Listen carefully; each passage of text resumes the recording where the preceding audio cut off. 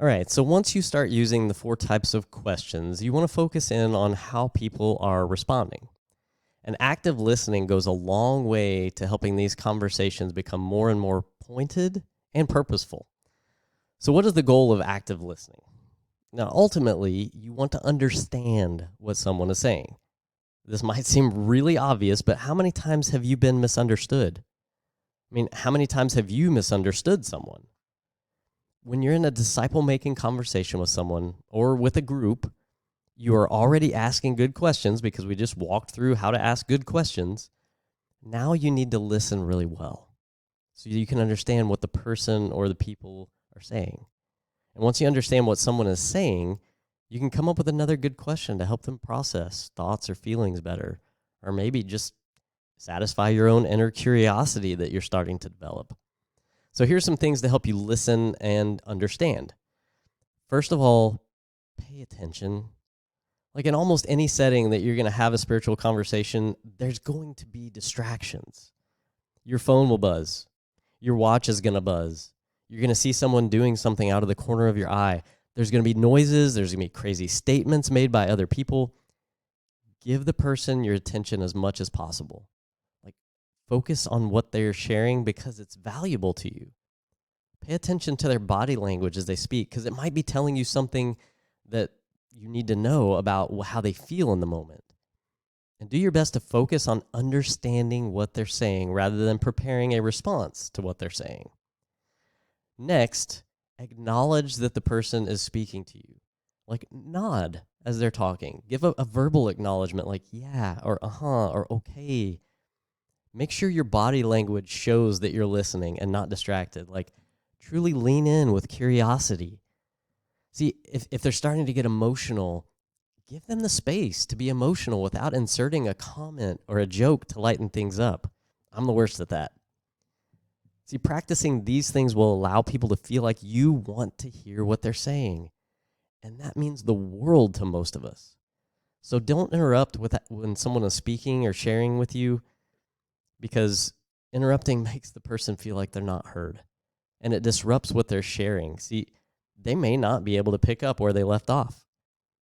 And even if they're sharing like a way they disagree with you or they're telling you something about yourself that's hard to hear, as much as you might want to jump in and defend yourself, let them finish saying what they need to say. The next thing to do is to provide feedback.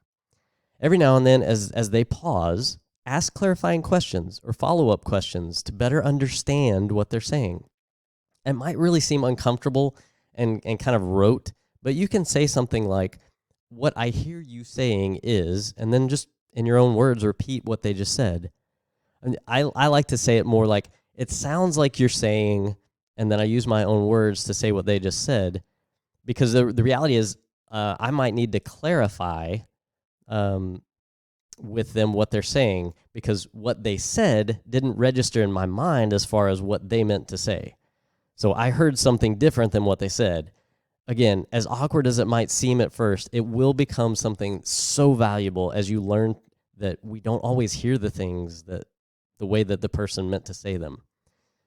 Now, finally, when it's your turn to respond, remember, this is a relational conversation.